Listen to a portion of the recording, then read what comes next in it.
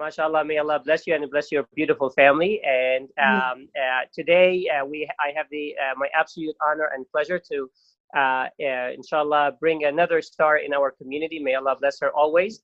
And Sister Najwa Awad is a licensed clinical social worker in private practice. She provides psychotherapy to individuals and families, mainly in Howard County. Her experiences are actually very diverse, and mashallah, most recently she has been working in outpatient settings, providing really therapy to women, children, as well as couples. Her areas of expertise include trauma, mental health, maternal mental health, and treating mood disorders. Also, she's actually a fellow at Yassine Institute of Islamic Research. I have had the pleasure to learn significantly from the articles that she has published, mashallah. May Allah bless you and bless your efforts always. Thank you very much. MashaAllah, as the people in this halaqa recognize that last time we actually talked about mental disorders from an individual basis and how can people recognize these. So today, inshallah, we want to bring the family into the picture. So mashallah, this is your area of expertise, and you have done tremendous work with it from the research as well as from the clinical aspects. So as you know, all of us are spending more time with our families, and alhamdulillah, that's a great blessing for all of us. Sometimes it can be a little bit trying, but it's nonetheless, it's a wonderful blessing. And I tell people that maybe your finances are lower, but the risk of your family is higher. And we have to look at risk from different perspectives. But sometimes, you know, whenever we are going through something, especially when things are changing so much, there are a lot of changes that can happen. So everyone is spending more time with their families. We have heard, you know, how to do it with Sister Russia, but how can we cope as a family? Sometimes the family can be really supportive. Sometimes the families can be the part of the trial. So what can we do? How can we navigate? How can we cope as a family? Well, thank you so much for the warm welcome and for having me. And I think it's great that you are having these community conversations about such important topics. You know, someone asked me sometime last week, they asked me a very important question, and that kind of colored my view in how I've been looking at this whole family situation. They asked me, you know, in your private practice, are you seeing a lot of trauma amongst your clients? And my first immediate reaction was, no, you know, I'm seeing a lot of anxiety, I'm seeing a lot of depression. But what occurred to me is that what we're going through right now is a pivotal moment in terms of if we develop trauma or not. So as you know, like Muslims, we're already a very traumatized community to begin with. But, you know, they're expecting with this whole coronavirus epidemic that with the aftermath of everything that's supposed to happen next month and the month after, that there's supposed to be a big mental health pandemic that's going to come up as well. And so it made me realize that while we are overwhelmed and we're dealing with all this adjustment, all of these new things right now, the trauma has not set in yet. And it's something that, you know, I was looking at the research. We really don't have a choice in who develops trauma and who doesn't. They've tried some preventive measures. They've tried some certain strategies. They've tried medication. They couldn't really identify why some people develop trauma and some people don't. However, they have established that there's a series of risk factors and there's a series of protective factors.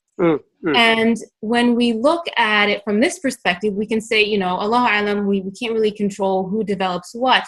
But if we really work on our protective factors, inshallah, we're giving ourselves and our families more of a fighting chance in terms of being resilient and working on these things collectively.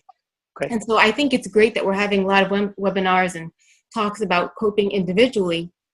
But SubhanAllah, when you look at some of the protective factors in terms of trauma and mental health, a lot of them revolve around the family. One of the biggest protective factors is for children and adults is coping skills. And again, we talk about this a lot of times in the context of the individual. How can I cope when I'm angry? How can I cope when I'm anxious? But we spend little time, you know, working with our kids on coping skills, and even like working with our spouse on coping skills. So resiliency comes from, okay, I'm in a situation that's not really great right now, but what can I do? What kind of active coping skills can I use to help get me through this time? Not as a measure, not as a way of denying the situation, but acknowledging it and coming to peace with it and say, okay, there are things I can control and there's things I can't. So Yes. I can cope by praying more. I can cope by reading Quran. I can cope by going outside and going on a walk. All individual activities that we can be doing within the context of the family. So spending time speaking with each other and identifying coping skills as a family could be a great resiliency factor for everybody, because then we learn from each other. We all have differences, personality differences, age differences. So when us, the parents, are these good role models for how we cope with stress, our children learn, because they feed off of everything. When we're anxious, they can see that. When we fight, they can see that. I mean, I was reading about, there was a study that said that children up to age 19 are still sensitive to their parents bickering and fighting. So it's kind of like, imagine the impact on young children. So us mastering, our own stress is a great way to model that for kids, but then also to teach them, like, how can we do this together? Another big resiliency factor is just family connection. Feeling like you're part of your family, feeling like you are valued, that you're heard, feeling validated. And so, there's a lot of time now that we can kind of get on each other's nerves. However, there's also quality time that we can spend with each other and really get to know each other, because in day-to-day activities, sometimes we overlook our strengths. We might be different in certain ways, but there are certain things that every family member can bring to the table. So, and there are studies also that say it's not about how much time you spend with your kid, but it's the quality time that you spend with them. So the time that you're doing now, all these things are, inshallah, going to protect your family from mental health issues down the line. And the last thing is pretty much what you're doing, is community connection. They found that community connection is a great way to build resiliency within a unit. MashaAllah, Jazakumullah khair, Sister Najwa. Please keep going. So you basically were saying that there are a lot of ways to basically have the coping mechanisms, whether it is through family meetings, whether it is through communications, whether it is through community support. SubhanAllah, I mean, we are trying to do our best at trying to provide the community with a certain service and get them together. And no matter what, we cannot be a substitute to people going to the masjid or people just having a cup of coffee in person. So we have lost a lot of that. Are there any things that that people have done that could be creative or something, or things that in your expertise that okay, I think, did we lose you? Yeah, let me give her the. Can you unmute her, please? 1 second. I know. 1 second. Can you unmute Najwa, please? Okay. Yeah. Can you unmute? Yeah, just let me just give me a second. Okay. All right. Okay. Can you hear me now? I can hear you now. Okay, good. And I can hear you. I think we lost you, probably the internet or something. It got crackly a little bit. I think so. So now I'm on my phone, but alhamdulillah. Okay, mashallah, inshallah, alhamdulillah. So as I was kind of like just summarizing, the last thing that we heard was, mashallah, that we have, we have innate coping mechanisms as individuals, but as families, and we can communicate and we can address it to our children or to our spouses. And there's a community level, something that we are actually working on, for example, through this platform of bringing people, mashallah, who are within the faith, who, mashallah, are sound and have a strong foundation in their faith, but at the same time, they are experts in the field. And I think it's really important for people to recognize that. Allah subhanahu wa ta'ala, in matters of our aqidah, He said, فَاسْأَلُوا أَهْلَ الذِّكْرِ إِن كُنتُمْ لَا تَعْلَمُونَ. ask the people of knowledge if you do not know the answer. So seek the answer rather than struggling and suffering in private.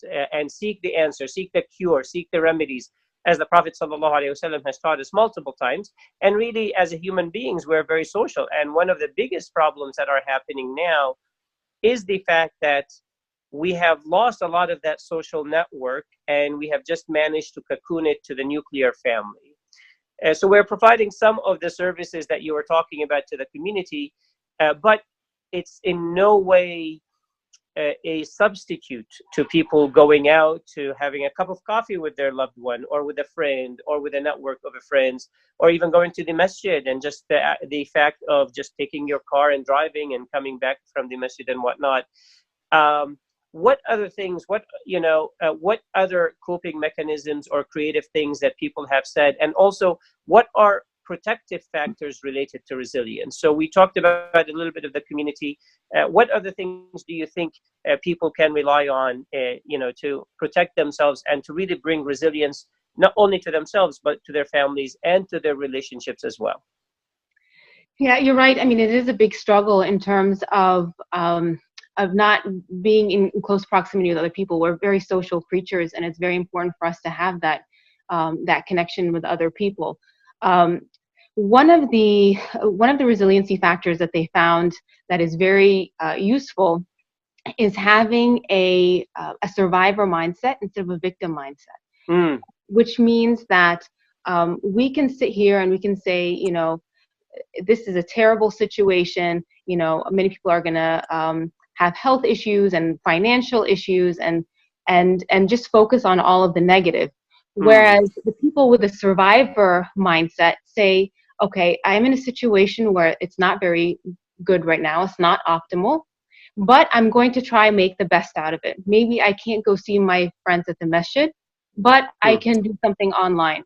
Maybe my children won't have the same one-on-one interaction that they would with their class, but maybe they can do FaceTime.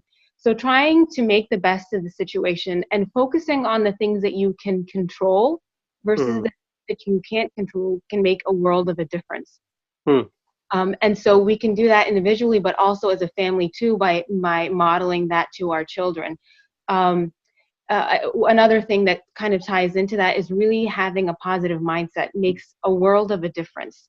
When we look to the world, we have a choice. Every day we have a choice. We can look to the negative, and really you will find it, or I can look to the positive. I can look to the beautiful things, and I will find it. You will find whatever it is that you look for.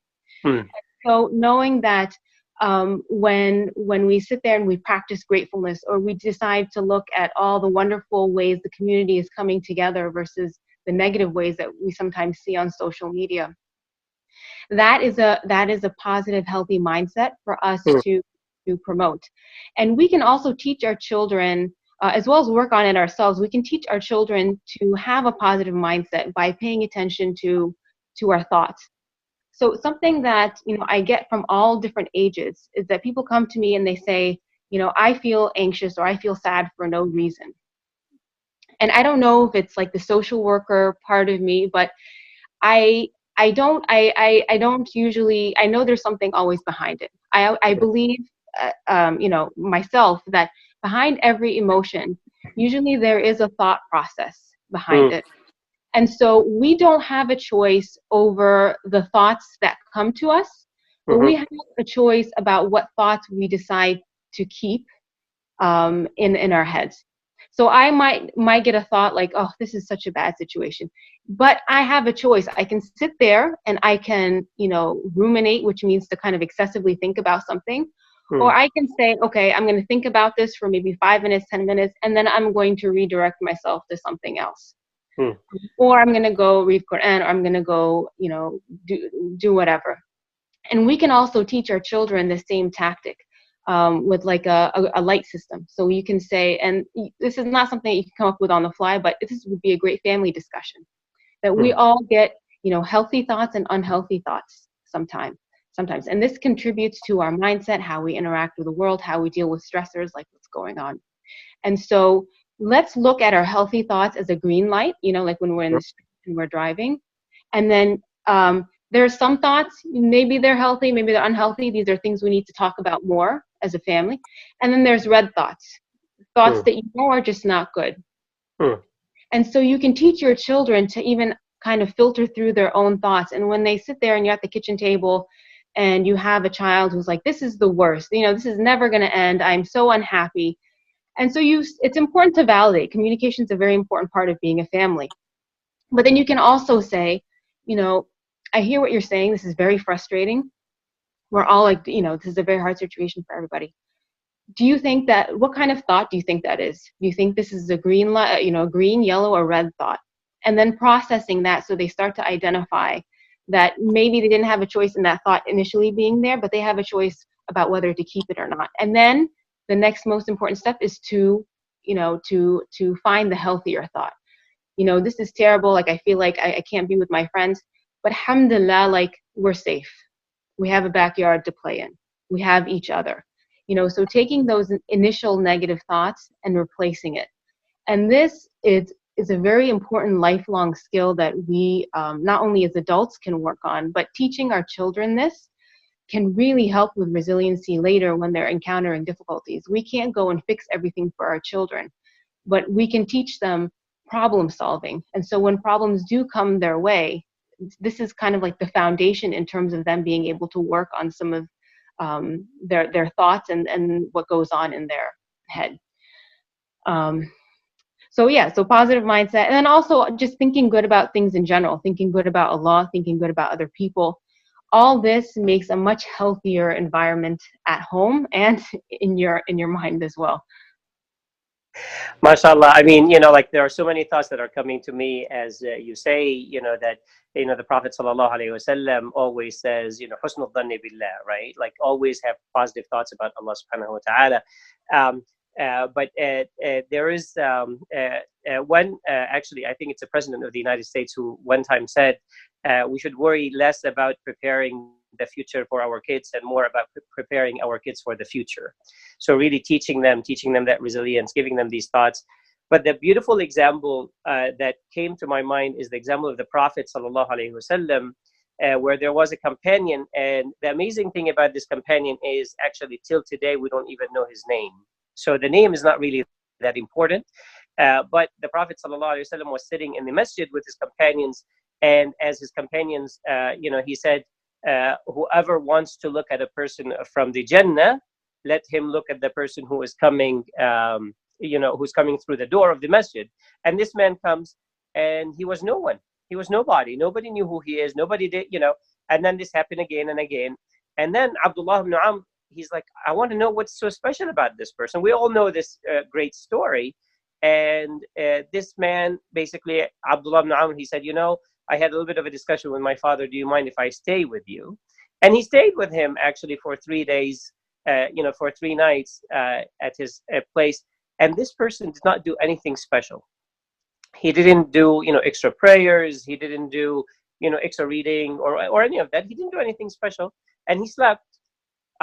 So then he asked him, he said, there's a reason why I came to you. He said, what? He said, I was told by the Prophet ﷺ that you are one of the people of the Jannah. And I observed your behavior. There's nothing special about your behavior. So what's going on? And he said that nothing. This is just who I am. He said, no, there has to be something. And then the man said, there's really nothing except that before I put my head to sleep, I just remove all hatred and all negative thoughts I have about any Muslim. So, and then Abdullah ibn Amr, he said, that is it. The fact that you were able to remove that ill feeling, the fact that you were able to really cleanse your heart and cleanse your mind right before you go to sleep is the secret why you are going to be of the people of the Jannah. So really having those positive thoughts of Allah, having positive thoughts of people, having positive thoughts of our family members, no matter what, they are not perfect. We are not perfect either. Really definitely does have that. Do you have any short things about, like, aside from the activity of I love the green, yellow, red, and I think it really does give a beautiful picture in my mind to my children and to myself. Is like, well, what kind of a thought am I having? Should I stop and redirect it and really and instead of just looking at the negative, but like, look, oh, well, what is the alternative? Just changing your point of view or the lens with which you see it. What other activities we can do as a family to promote a healthy culture? Like, so what would you recommend that, I have, of course, my issue is, for example, I have a teenager, mashallah, who's taller than I am, and he thinks that he's the boss and, he wants to run the show.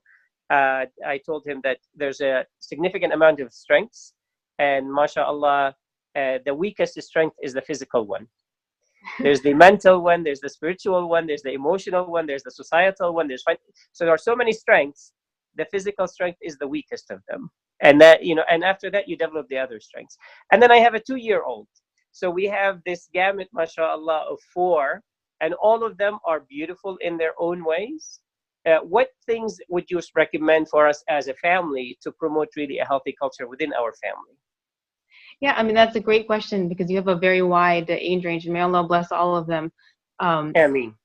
There are very simple things that we can do. Going back to, it's the feeling that people have during this time that they're going to remember. So there's certainly activities that we can do, but also just trying to foster a feeling of like safety, that everybody is important. When like 10, 20 years from now, when we look back to this time, that's what our kids are going to remember. So I think that trumps that promoting that feeling trumps everything. But in terms of concrete activities, during this time, like, it's very stressful. Everybody's talking about like really difficult things. Laughter is actually a great thing that brings people together, and lifts up people's spirits. So finding ways to laugh around the house. It could be watching something. It could be playing harmless pranks on each other.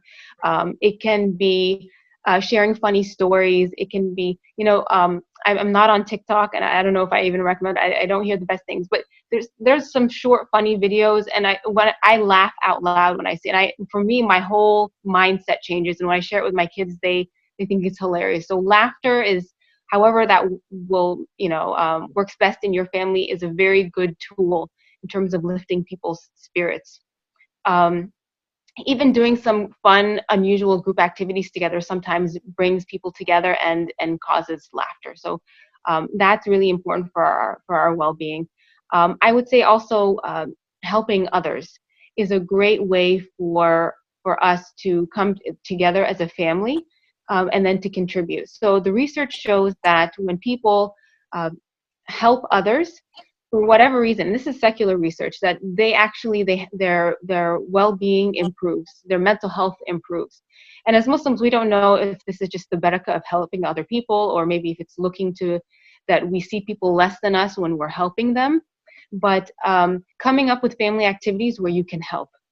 So perhaps if you're making bags, masks, for example, your 2-year-old can find their little way of helping, and the teenager could have a bigger role in terms of putting it together, or finding ways where they can donate the masks. So finding ways to help others. And if there's like a meal train, for example, going on, everybody, the 2-year-old can help out with that, and then the children in the middle and the eldest can also come and help with the baking, or help in putting things together, and then talking about it and saying, like, okay, we're all in this together as a family, but then as a community, and this is how we help other people, inshallah, get ajr and all of that. So there's so many tremendous blessings in terms of helping others, inshallah, with our good deeds, but also for our mental health, and it's a very good uniting activity.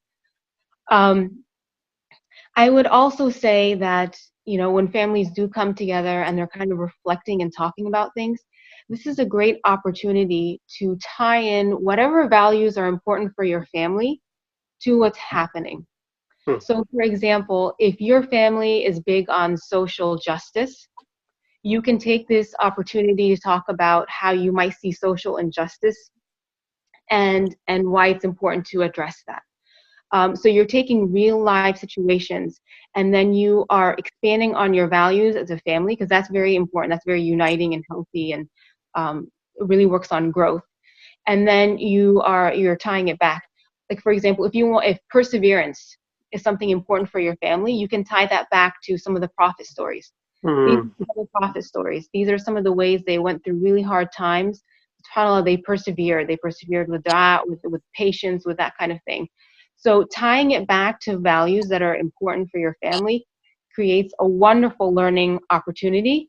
And then this all goes back full circle to resilience, right? Our prophets, mashallah, were very resilient people. They endured so much. So, learning from these stories is a great way for us to talk about our deen, and then also how it applies to our day-to-day lives. Other things can be like doing dua together as a family. I think, we live in such a culture of like everybody's individual, right? Like here, everybody kind of just fends for themselves and does everything. But, how many times do we do dua as a family? And that can be a great way to connect to Allah, but also to collectively reach out to Him and seek His help. Even having children take turns making dua can be a great way to build their self-esteem and then also their connection to Allah. And then lastly, I would probably say like practicing gratefulness. The research also shows that when people practice gratefulness, it has a great impact on mental health. And so what that might look like is when you're tucking in your children before bed, what are some things that you're grateful for? What are things that you might be looking forward for tomorrow? So, there are activities that you can do, like concrete, like today, let's do this, or it can be just little habits that you're implementing throughout your day-to-day life that really don't take that much time, but subhanAllah can make such a big difference in terms of creating that healthy culture within your family. MashaAllah, these are really wonderful. I actually, this happened when my kids were criticizing each other a lot, especially the two older ones. I made them sit and each one of them had to say 10 nice things about their own, siblings. You can recognize that it was really easy for them to, to say 10 things that are annoying about the sibling, but to say 10 things that are good, it probably took at least an hour. It almost like was pulling teeth. But then I actually sat them at the dinner table and I said, I want you to look at the person in the eye and say, Alhamdulillah that Noor does this. I am thankful to Allah that my brother does that. I am thankful to Allah that my sister does that. And then I actually also made them do, I said, I want you to make dua for your brother. I want you to make dua for your sister. And alhamdulillah, it's a work in progress, but you're right that, when you find it in your heart that you will make a dua for somebody else, that automatically means that you care for them and that they really hold a special place in your heart. And mashallah, you reminded us that as the Prophet taught us, sallallahu alayhi wa sallam, Wallahu fi awni al-abdi ma dama al-abdu ma kana al-abdu fi awni akhihi. That Allah subhanahu wa ta'ala is in the service or in the helping of his brother, of a servant, as long as that servant is helping their own brother or sister. So whenever you are helping another of the creation of Allah, know full well that Allah subhanahu wa ta'ala is helping you and them. Just like you make a dua for somebody, the angels are saying Ameen and to you the same. So these are things that are really important. And mashallah, you shared with us the fact that you're making masks or doing something that working about social injustice issues and whatnot. And it's really important in our deen that Allah subhanahu wa ta'ala taught us من يسر على معسر يسر الله عليه في الدنيا والآخرة. That whoever eases the difficulty of somebody who's going through that difficulty, Allah will ease their difficulties in the dunya and the akhirah. MashaAllah, I know that we have taken a lot of your time. May Allah bless you and bless your effort. These are all wonderful things. The laughter part, my son just private messaged me and he said he is the boss. So we will have to duel it out, after the halaqa, inshallah. But really, these are wonderful things: the laughter, the helping of others, using the lessons of the past, of the prophets, the social injustice issues, the perseverance. And the important thing is to always be grateful and to really always connect it back to Allah subhanahu wa ta'ala with the dua. Inshallah, I'd like to open the floor to people. If they have any questions through the chat, they can type it. And we have probably room for just about to answer one or two questions because we started a little bit on the latter part. Brother Haider, are there any questions? Yes, there is an anonymous question. So anxiety is part of the human emotion. At what level it becomes toxic for the physical health and mind? Yes, this is a very good question. So it is normal for us to experience stress or anxiety. That's part of our genetic makeup. When there's something stressful in our environment, our muscles tense up, we become more vigilant. This is a reaction that Allah has put in us human beings in order for us to focus and to be able to address what's at hand. So for us, having some of these heightened feelings, especially during this time, is completely normal. When it becomes an issue is when it begins to disrupt day-to-day life. And coronavirus has kind of disrupted all of our lives. But what that might look like is if a person can't sleep. They go to bed at 10, but 1 o'clock they're still staring at the ceiling because they have really anxious thoughts. It might manifest itself in panic attacks, meaning that they'll be sitting there and all of a sudden they can't breathe. That's a sign that the anxiousness has gotten to a level that is not healthy anymore. So yes, I think there's a certain amount of, I think it would be abnormal for us not to be stressed and anxious during this time. A certain amount of stress and anxiety is good for us. Imagine like an athlete. If they didn't have a little bit of anxiety, they wouldn't perform well. Or a student, if they didn't have a little bit of anxiety, they wouldn't study, they wouldn't care.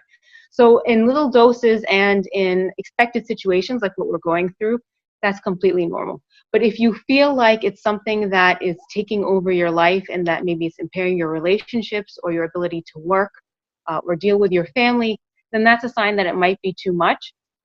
And, there are many coping skills, like many strategies that you can use. And you can kind of Google them. There's grounding, there's deep breathing. There's the thought CBT, which is kind of what we touched on today, is taking your thoughts and changing them. So there's a lot of strategies that you can look up. And if it becomes too much, you can always reach out to a professional. Or if you're a student, you can reach out to your guidance counselor or a local therapist or someone that you trust, and being able to process through some of the things. Sometimes just talking about your anxiety will help reduce it.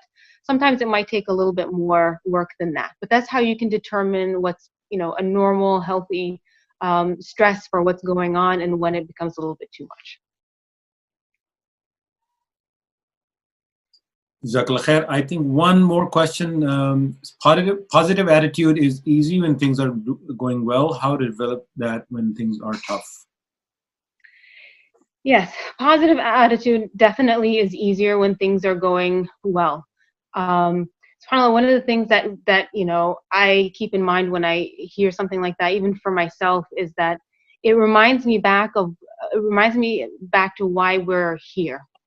And so in addition to, us as human beings having certain anxieties and sadness about things in our environment, we are also here because we're here to worship Allah, and because, we are going to be faced with a series of tests.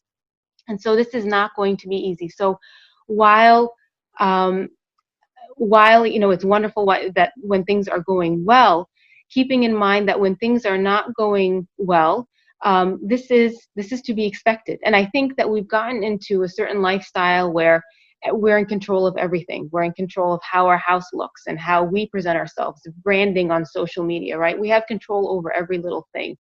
And then now we have something that's coming out of nowhere where it's just like, well, this is not ideal. This is not something I wanted. This is something I don't have any control over. So I think, going back to thinking good about Allah, and that, I'm here to worship Him however it is that He tests me. Inshallah, it's going to be what's best for me. The Muslim believes that there's good in anything that comes to them. If it's good, it's good. If it's bad, there's still good that can come from it, whether it's through good deeds or their patience with Allah. So having that mindset that things are not maybe ideal or how we would like them, but for sure there are things that we don't like that might be good for us spiritually, emotionally, could be something that might help us grow long term. So going back to Allah and saying, I'm going to try my best with what I'm given, and trying to have that positive mindset that he is in control. And if he is in control, then I can try, to work on my patience to deal with the situation, even though it's not exactly what I wanted. MashaAllah, Jazakumullah khair. I think one of the most beautiful strengths is your weakness, right? So like actually working through your weakness, accepting it, embracing it, and working through it, and really recognizing that Allah huwa al-qawi wa nahnu al-du'afa, right? That Allah is the strong and that we are the weak. And you made such a beautiful point, the fact that wallahi, there are a lot of people who are wealthy in the dunya and they are very poor in the hereafter. And there are people who are very strong in the dunya and they are very weak in the hereafter. And there are people who are very successful in the dunya and they are not successful at all, in the hereafter. And Allah subhanahu wa ta'ala tells us about these things. So really to let go of our illusion of control, I think this may be a great lesson for us through this, trying times, that I am not in control of a lot of things and I'm okay with that because Allah subhanahu wa ta'ala is in control. Jazakumullah khair. May Allah bless you. May Allah bless this community. May Allah bless all of our families. And may Allah help us cope with in the best of ways. May Allah helps us build resilience within ourselves and in our families. And may we follow the best of examples, the examples of the pious predecessors and the prophets before us. And may He unite us all, inshallah, in the Firdaus with them. Ameen. Jazakumullah khair. Wassalamu alaikum wa rahmatullahi wa barakatuh.